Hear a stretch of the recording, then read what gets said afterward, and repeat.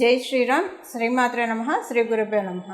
2024 June నెల 2వ తారీఖు నుంచి 2024 జూన్ 8వ తారీఖు వరకు ఈ వారంలో ఉన్న గోచర గ్రహస్థితులు ప్రసాదించే ఫలితాలు తదితర అంశాలన్నీ ఒకసారి మనం చూద్దాం. ముందుగా గోచర గ్రహస్థితులు. ఈ వారం గోచర గ్రహస్థితులు అన్ని రాశుల్లో ప్రథమ రాశి అయిన మేష రాశిలో ఆ రాశ్యాధిపతి అయిన మంగళ సంచారం, కుజ భగవానుడు సంచారము. తదుపరి వృషభ రాశిలో గురు భగవానుడు, రవి, బుధ, గురు, శుక్ర 4 గ్రహ దేవతల సంచారం వృషభ రాశిలో చోటు చేసుకుంటూ ఉంది. కన్యా రాశిలో కేతుగ్రహ సంచారము, కుంభరాశిలో స్వస్థానగతుడైన శనీశ్వరుడు సంచారం, అలాగే మీనరాశిలో రాహుదేవుని సంచారం. అన్ని రాశుల్ని 2 రోజుల్లో చుట్టి వచ్చే చంద్రభగవానుడు ఈ వారము మీనరాశి మొదలుకొని మిథున రాశి వరకు ఆయన సంచారాన్ని సాగిస్తూ ఉన్నారు. అంటే ఈ వారం ప్రారంభంలో మీనరాశిలో ఉన్న ఆయన 8వ తారీఖుకి మిథున రాశిలోకి వచ్చేస్తారు. ఈ వారం ఉన్న ఈ గోచర గ్రహస్థితుల్లో ఒక ప్రత్యేక అంశం ఉంది. ఆ ప్రత్యేక అంశం ఏంటి, ఎలాంటి ఇంపాక్ట్ ఉంటుంది, ఇది చూసి అప్పుడు మనం రాశుల వారీగా ఏ రాశుల వారికి ఎలాంటి ఫలితాలు ఉంటాయి అన్న విషయాన్ని, మరియు దానికి తగ్గ పరిహారాలు ఏం చేసుకోవాలి, ఇవన్నీ మనం ఒకసారి చూద్దాం. వృషభ రాశిలో 4 గ్రహాల సంచారం. వృషభ రాశ్యాధిపతి అయిన శుక్రుడి సంచారము, గురుని సంచారము, బుధుని సంచారము, సూర్యనారాయణమూర్తి సంచారం. ఈ 4 గ్రహాల సంచారము, ఈ 4 గ్రహాలు ఏకకాలంలో కాలపురుషుడు కుండలిలో అష్టమ రాశి అయిన వృశ్చిక రాశి మీద దృష్టి పెట్టాయి. అంటే సప్తమ దృష్టితో వృశ్చిక రాశిని చూస్తుంది. మనం మేషరాశి నుంచి కాలపురుషుడు కుండలిలో నుంచి మనం చూసుకుంటే వృశ్చిక రాశి అష్టమ రాశి అవుతుంది. ఈ వారం ఉన్న గోచార గ్రహస్థితులు ఈ చతుర్గ్రహ కూటమి చాలా విశేషమైనది, శుభప్రదమైనది కూడా శుభప్రదమైనదిగా కూడా మనం ఇక్కడ పరిగణించాలి. దానికి కారణం ఏంటంటే, శుభప్రదం అవడానికి కారణము దేవగురువు, రాక్షస గురువులు వీళ్ళిద్దరూ కలిసి ఒకే రాశిలో శుక్రాచార్యుల వారి రాశిలో కలిసి ఉండడము ఒకటి. బుధుడు ఎప్పుడైనా శుభులతో కూడితే ఆయన బుధుడు కూడా శుభుడే అవుతాడు. అందువల్ల 3 శుభగ్రహాలు. సూర్యనారాయణమూర్తి తటస్థంగా వ్యవహరిస్తాడు ఈ రాశిలో. అయితే ఇక్కడ ఫైనాన్షియల్ ట్రాన్స్ఫర్మేషన్స్ కొన్ని విషయాల్లో చాలామందికి చోటు చేసుకోబోతుంది, ద్వాదశ రాశుల వారికి కూడా. అయితే ఎప్పుడైనా సరే ఇది మీ జన్మజాతకం కనుక బాగా సపోర్టింగ్గా ఉంటే మీరు ఈ ఫైనాన్షియల్ ఆర్థిక స్థితిగతుల్లో మార్పులు ఈ వారంలోనే చూడవచ్చు. ఒకవేళ మీ జన్మజాతకం కనుక సపోర్టింగ్గా లేకపోయినా సరే గోచారం ఫలాన్ని ప్రసాదిస్తూ ఉంది కాబట్టి కమింగ్ 6 monthsలో ఎనీ టైం మీరు ఫైనాన్షియల్ ట్రాన్స్ఫర్మేషన్, ఆర్థికపరమైన మార్పులు చూస్తారు. ఇక్కడ మనం తెలుసుకోవాల్సిన విషయం ఒకటి, 12 రాశుల వారికి కూడా ఆర్థిక పరంగా ప్లస్సే జరుగుతుంది. ఎందుకంటే కాలపురుషుడు కుండలిలో ద్వితీయ రాశిలో వారి సంచారము వృశ్చిక రాశి మీద దృష్టి పెట్టడం వల్ల ఫైనాన్షియల్ ఆర్థిక స్థితిగతుల్లో మంచి మార్పులు ద్వాదశ రాశుల వారికి చోటు చేసుకుంటాయి. ఇందాక నేను చెప్పినట్టు ఒకవేళ మీ జన్మకుండలి ఇప్పుడే బాగా సపోర్టింగ్గా ఉంటే అది ఈ నెలలో చూడొచ్చు, ఈ వారంలో చూడొచ్చు. సపోర్టింగ్గా లేకపోయినా గోచారం ప్రసాదిస్తుంది కాబట్టి 6 నెలల్లో ఈ ఫలితాలు మీరు అందుకోవడానికి చక్కని అవకాశం ఉంది. అలాగే ఇక్కడ ఇంకొక విషయం ఏంటంటే, సపోజ్ మీ జన్మకుండలి సహకారంగా లేకపోయినా కూడా 30% ఈ రిజల్ట్స్ మీకు అప్లికేబిలిటీ ఉంటుంది. అంటే ఒక 30% మీకు ఫైనాన్షియల్లో ట్రాన్స్ఫర్మేషన్ ఉంటుంది. మీ జన్మకుండలి బాగుంది, ఇప్పుడు గోచారంలో కూడా బాగుందంటే ఇది ఇంకా డబల్ బొనాంజా అవుతుంది. మీ జన్మ స్థితిగతుల్ని, మీ జన్మ జాతకంలో ఉన్న గ్రహాల స్థితిగతులను అనుసరించి ఈ విషయాలు ఆధారపడి ఉంటాయి. అయితే మేజర్ ఇంపాక్ట్ ఏ రాశుల వాళ్ళకి బెనిఫిట్స్ ఉంటాయి అంటే 12 రాశుల వారికి ఇది బెనిఫిట్ అయినా సరే కొంచెం ఒక 10%, 30% బోనస్ బఫర్ కొన్ని రాశుల వాళ్ళకి డెఫినెట్గా ఉంటుంది. కాబట్టి ఆ రాశులు ఏంటో మనం చూద్దాం. మొదటగా ఈ సంచారం చోటు చేసుకోబోతోంది వృషభ రాశిలో కాబట్టి వృషభ రాశి వాళ్ళకి డెఫినెట్గా ఇది ప్లస్ అవుతుంది. తులారాశి వాళ్ళకి ఈ సంచారం ప్లస్ అవుతుంది. వృశ్చిక రాశి వాళ్ళకి ఈ సంచారం చాలా ప్లస్ అవుతుంది. మకర కుంభరాశుల వాళ్ళకి ఇది చాలా ప్లస్ అవుతుంది. అందరికంటే ఎక్కువ లబ్ధి పొందేది కర్కాటక రాశి వాళ్ళు. కర్కాటక రాశి తర్వాత నెక్స్ట్ ప్లేస్ అంటే వృషభ రాశి వాళ్ళనే చెప్పాలి. ఎందుకు కర్కాటక రాశి అంటే పంచమ స్థానం మీద కర్కాటకం నుంచి పంచమ వృశ్చికం అవుతుంది. ఇక్కడ లాభంలో 4 గ్రహాల సంచారం చాలా మంచి గుడ్ టైం కర్కాటక రాశి మరియు కర్కాటక లగ్నంలో పుట్టిన వాళ్ళకి కూడా, అంటే ఒకవేళ మీరు కర్కాటక లగ్నం కాకపోయినా కర్కాటక రాశి అయినా, కర్కాటక లగ్నంలో పుట్టి కర్కాటక రాశి కాకపోయినా ఈ ఫలితాలు మీకు వర్తిస్తాయి. ఇది చాలా మంచి ట్రాన్స్ఫర్మేషన్ ఫైనాన్షియల్గా. ఒకవేళ ఇప్పుడు నేను ఇందాక చెప్పినట్టు మీ జన్మ స్థితిగతులను అనుసరించి బాగా ఉంటే వెంటనే మీకు చూస్తారు, లేకపోయినా కమింగ్ 6 monthsలో డెఫినెట్గా మంచి ఫైనాన్షియల్ ట్రాన్స్ఫర్మేషన్స్ చూస్తారు. ఇక్కడ ఒక చిన్న ఇదేంటంటే గమనించాల్సిన అంశం ఏంటంటే, మీ జన్మజాతకం అసలు ఇప్పుడు బాగోనే లేదనుకోండి, అప్పుడు ఇది మీకు ఒక 40% అయితే అప్లికేబిలిటీ ఉంటుంది, 100% అయితే. ఎందుకంటే అక్కడ మీ జన్మజాతకం బాగోలేదు అన్నదాన్ని బాగుపరిచే విధంగా మీకు ఈ యోగం ఉపయోగపడుతుంది. అక్కడ బాగుపరచడానికి ఎనర్జీస్ వెళ్తున్నాయి కాబట్టి కొంత ఒక 40% మీరు తీసుకోగలుగుతారు. ఇప్పుడు మనం తెలుసుకునే కర్కాటక రాశి వాళ్ళు కావచ్చు, వృషభ, కర్కాటక, తుల, మకర, కుంభ ఈ రాశుల వాళ్ళు కావచ్చు, ఈ లగ్నాల వాళ్ళు కావచ్చు, వీళ్ళందరికీ కూడా మీ జన్మజాతకం సహకరిస్తే చాలా మంచి ట్రాన్సిట్. ఒకవేళ సహకరించకపోయినా బాగోలేదు అన్నదాన్ని రిపేర్ చేస్తుంది.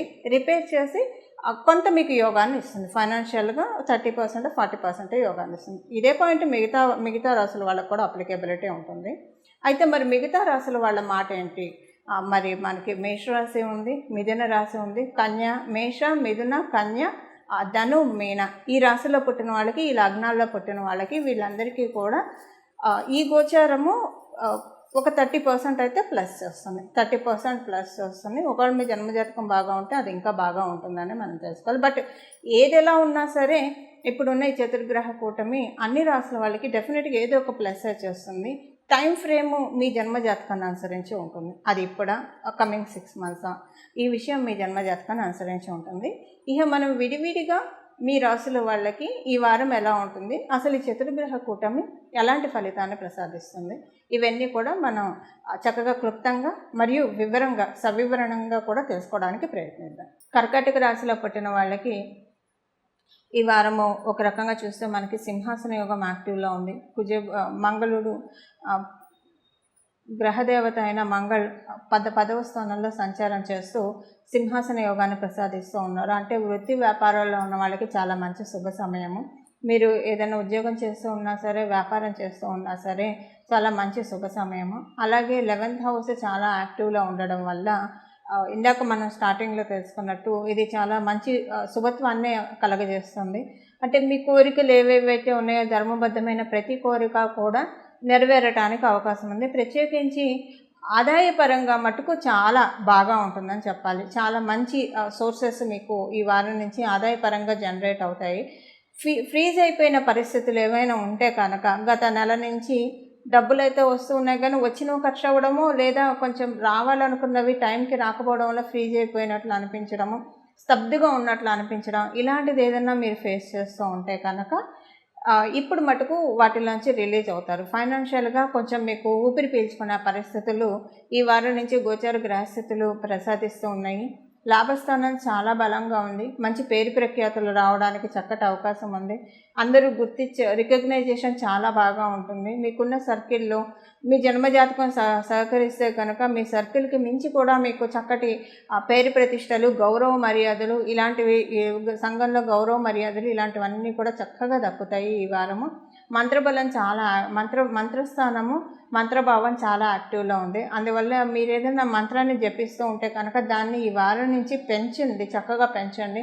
ఎస్పెషల్లీ కర్కాటక రాశి వాళ్ళకి ఒక బోనస్ టిప్ ఏంటంటే, ప్రతిరోజు కనుక మీరు 5ంటికి ఏదైనా దైవాన్ని ప్రార్థిస్తే పొద్దున పూట చాలా మంచి ఫలితాలు వస్తాయి. కరెక్ట్గా 5ంటికి ఎగ్జాక్ట్గా ఆ టైంకి మీరు శుచిలయ్యి ఆ టైంలో కనుక మీరు మీకు ఇష్టమైన మంత్రాన్ని కావచ్చు, మీకు ఇష్టమైన దైవాన్ని కావచ్చు నామస్మరణ చేస్తూ ఉంటే మీకు ఈ చతుర్గ్రహ కూటమి చాలా చక్కగా కలిసి వస్తుంది.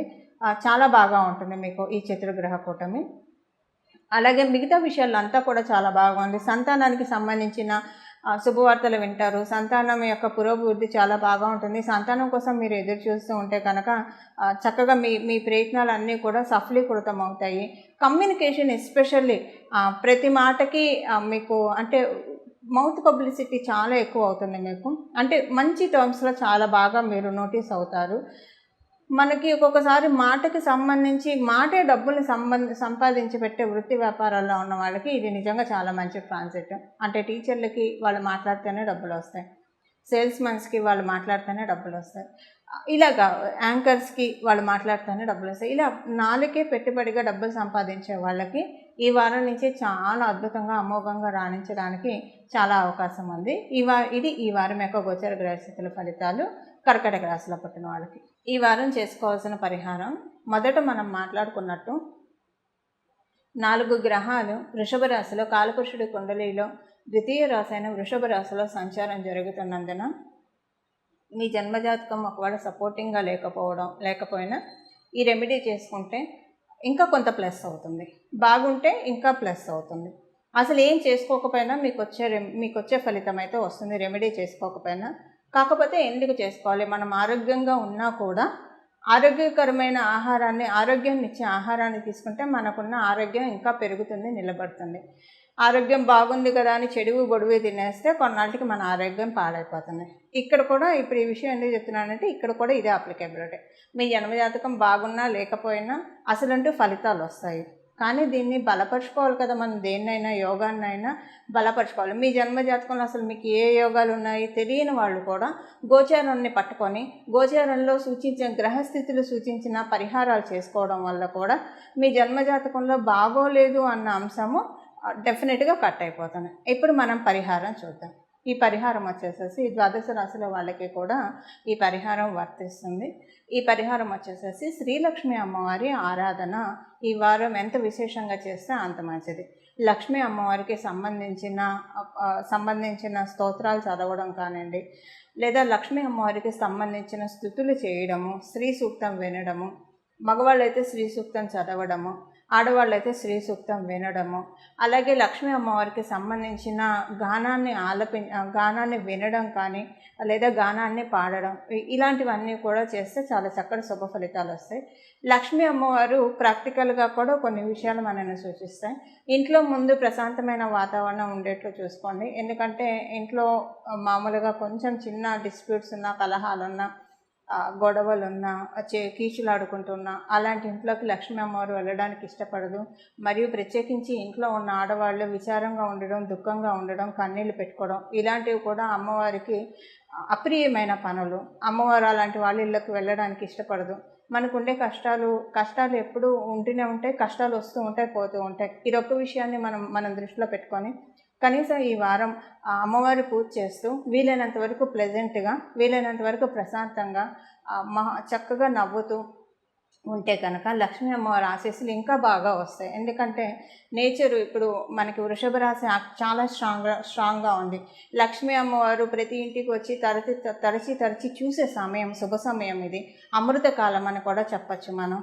ఈ అమృతకాలాన్ని, అమృతదారిని వడిసి పట్టుకోవడానికి ఖచ్చితంగా ద్వాదశ రాశుల వాళ్ళు కూడా లక్ష్మీ అమ్మవారిని స్తుతిస్తూ, కీర్తిస్తూ, మరియు ఆచరణలో మనం చేయాల్సినవి, ఆచరణపూర్వకంగా మనం చేయాల్సినవి వీలైనంత వరకు ప్రశాంతంగా ఉండడం, వీలైనంత వరకు ఆనందంగా ఉండడం, స్ట్రెస్, డిప్రెషన్ నుంచి మనమే కమ్ ఓవర్ చేసుకోవడము, వాటిని పక్కన పెట్టేసేయడం, పట్టించుకోకుండా ఉండడము. ఇప్పుడు మనకు ఇష్టం లేని విషయాలు, మనకి ఇష్టం లేని వ్యక్తులు వస్తే ఎలాగైతే మనం పట్టించుకోమో, స్ట్రెస్, డిప్రెషన్ కూడా ఎవరికి ఇష్టం ఉండదు కదా, దాన్ని ఇగ్నోర్ చేస్తూ పట్టించుకోకుండా ఉంటే కనుక డెఫినెట్గా లక్ష్మీ అమ్మవారి ఇచ్చే ఆశీస్సులు అందరం కూడా పరిపూర్తిగా తీసుకోవడానికి అవకాశం ఉంటుంది. మీరందరూ కూడా ఇలా శ్రీ మహాలక్ష్మి అమ్మవారి ఆశీస్సుని పరిపూర్ణంగా తీసుకోవాలని చెప్పి ఆశిస్తూ, నేను కూడా మీ అందరి తరఫున శ్రీ మహాలక్ష్మి అమ్మవారిని ప్రార్థిస్తూ మంగళం. నమో భగవతే వాసుదేవాయ.